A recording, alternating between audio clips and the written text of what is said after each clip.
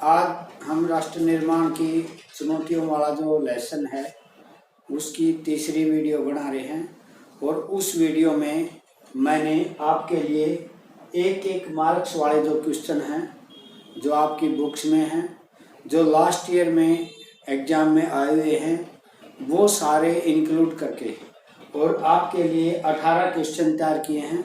इन्हीं में से कई क्वेश्चन मैंने एक में से 2 क्वेश्चन बनाए हैं ताकि आपको अलग से उसके लिए एफर्ट ना करना पड़े, ज़्यादा लंबा चौड़ा आपको ये ना लगे कि ये बहुत ज़्यादा क्वेश्चन हैं।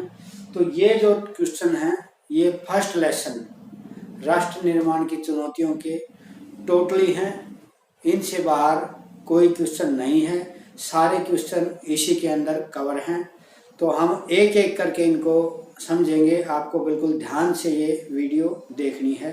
तो पहला क्वेश्चन है भारत के प्रथम प्रधानमंत्री। मैंने ज़्यादा लंबा नहीं बनाया कि भारत के प्रथम प्रधानमंत्री कौन थे, कुछ इस तरह से मैंने आपको समझाने के लिए ये ट्रिक अपनाई है कि भारत के प्रथम प्रधानमंत्री का क्या नाम था, पंडित जवाहरलाल नेहरू, और वो पहले जो स्वतंत्र भारत के पहले प्रधानमंत्री बने थे।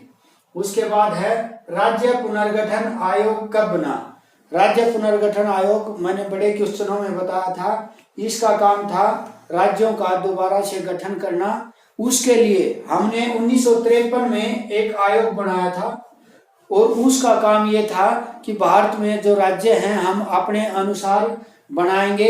1956 में उसने अपनी राज्य पुनर्गठन आयोग ने अपनी रिपोर्ट दी थी और उस रिपोर्ट के आधार पर उस समय भारत में 14 राज्य और 6 केंद्र शासित बने थे।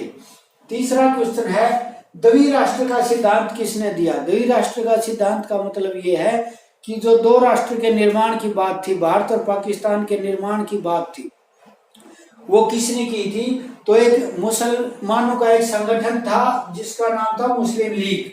यह 1906 में बना था और इसने ही पाकिस्तान की मांग की थी। द्विराष्ट्र के निर्माण की जो है इसने सिद्धांत दिया था और इसने ही जो है अलग मुसलमानों के लिए एक देश की मांग की थी। इसकी स्थापना 1906 में हुई थी। चौथा क्वेश्चन है हैदराबाद के शासक को क्या कहा जाता था। हैदराबाद का शासक हमने पढ़ा था निजाम उसको कहते थे और सितंबर 1948 में हैदराबाद जो है वो भारत में शामिल हो गया था और उसके शासक को निजाम कहा जाता था, यह मुस्लिम था। 5वां है विभाजन के समय भारत में देशी रियासतों की संख्या कितनी थी। ज्यादातर क्वेश्चन आपको वही आएंगे जो मैंने एनसीईआरटी में से आपको बड़े क्वेश्चन और लेसन की जो पहले और दूसरे पार्ट में जो समरी बताई थी उसमें से ही है क्वेश्चन, अलग कुछ नहीं है। केवल आपको ध्यान देना है तो विभाजन के समय हमारी जो देशी रियासतें थी उनकी संख्या विभाजन से पहले कुल संख्या 565 थी, जिनको जो है हमने बाद में कुछ आजादी से पहले से लेकर बाद तक उनको भारत में शामिल किया गया। और इनको भारत में शामिल करने का श्रेय किसे जाता है। भारत के पहले गृह मंत्री जो सरदार वल्लभ भाई पटेल बने थे, उन्होंने देशी रियासतों को भारत में मिलाया था। अगला क्वेश्चन है हरियाणा राज्य कब बना। हरियाणा राज्य 1 नवंबर 1966 को पंजाब राज्य से अलग होकर और हरियाणा राज्य बना था। भाषा के आधार पर इसका गठन किया गया था। अगला है 7वां भारत पाक सीमा आयोग के अध्यक्ष कौन थे। अर्थात भारत और पाकिस्तान के बीच जो सीमा का निर्धारण किया गया था कि ये भारत की सीमा है, यहाँ तक, यहाँ से पाकिस्तान की सीमा शुरू होती है, उसके अध्यक्ष एक अंग्रेज अधिकारी थे, उनका नाम था सर रैडक्लिफ। वो उन्होंने भारत और जो है पाकिस्तान के बीच सीमा का बंटवारा किया था। अगला है धारा 370 किस राज्य से संबंधित थी।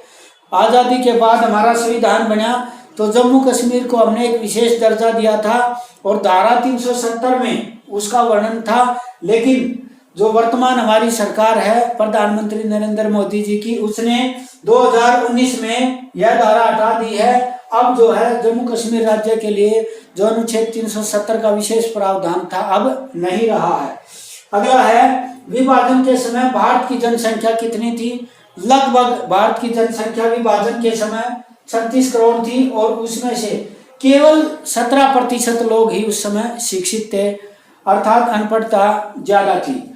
10वां है भारत में चुनाव कौन करवाता है। भारत में चुनाव करवाने की जिम्मेवारी एक संस्था है जिसका नाम है चुनाव आयोग। राष्ट्रपति, उपराष्ट्रपति, संसद के सदस्यों के, लोकसभा और राज्यसभा, इन सब का चुनाव करवाने का जिम्मा भारत में एक संस्था है चुनाव आयोग, वो करवाती है। मार्च 1950 में चुनाव आयोग की भारत में स्थापना की गई थी और पहले चुनाव आयुक्त अर्थात चुनाव आयोग का जो सबसे बड़ा अधिकारी होता है उसको हम चुनाव आयुक्त बोलते हैं, उसका नाम था सुकुमार सेन। अगला है भारत का विभाजन किस आधार पर हुआ। मैंने बड़े क्वेश्चन में बताया था कि भारत का विभाजन है वो दो कौमों के बीच धर्म के आधार पर हुआ था। तो सांप्रदायिकता या धर्म कोई भी बात इसमें ऐड कर सकते हो, हिंदू और मुसलमान दो कौमों के बीच ये विभाजन था। जम्मू कश्मीर के शासक का क्या नाम था। जब हम आजाद हुए उस समय जम्मू कश्मीर के शासक थे वो हिंदू थे, उसका नाम था राजा हरि सिंह और वो एक हिंदू शासक था। अगला है किस नेता को सीमांत गांधी कहा जाता है।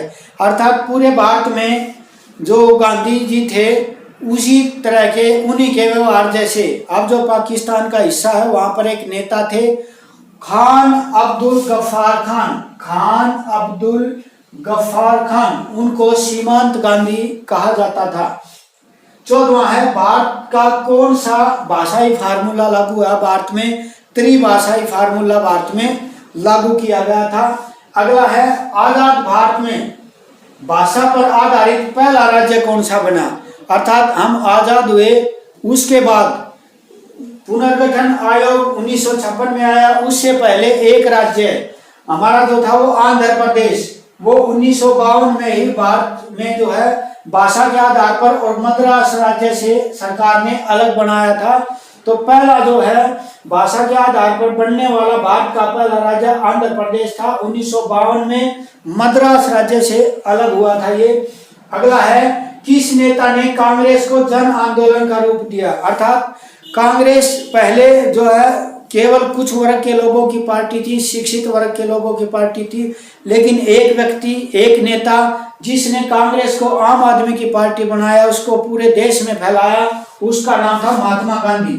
महात्मा गांधी जी ने कांग्रेस पार्टी को जो है जन जन आंदोलन तक पहुंचाया, आम आदमी की पार्टी बनाया। अगला है भारत में वयस्क मताधिकार की आयु कितनी है। वयस्क मताधिकार का मतलब जो व्यक्ति स्त्री हो या पुरुष हो एक निश्चित आयु प्राप्त कर लेता है और उसको वोट डालने का अधिकार हो जाता है, उसको बोलते हैं वयस्क मताधिकार। तो भारत में वयस्क मताधिकार की आयु कितनी है 18 वर्ष। अर्थात कोई भी नागरिक जो एक 18 वर्ष की आयु भारत में पार कर लेता है, पागल अथवा दिवालिया न है, वो भारत में वोट डालने का अधिकारी हो जाता है। आखिरी है भारत में कितनी भाषाओं को संविधान में मान्यता है।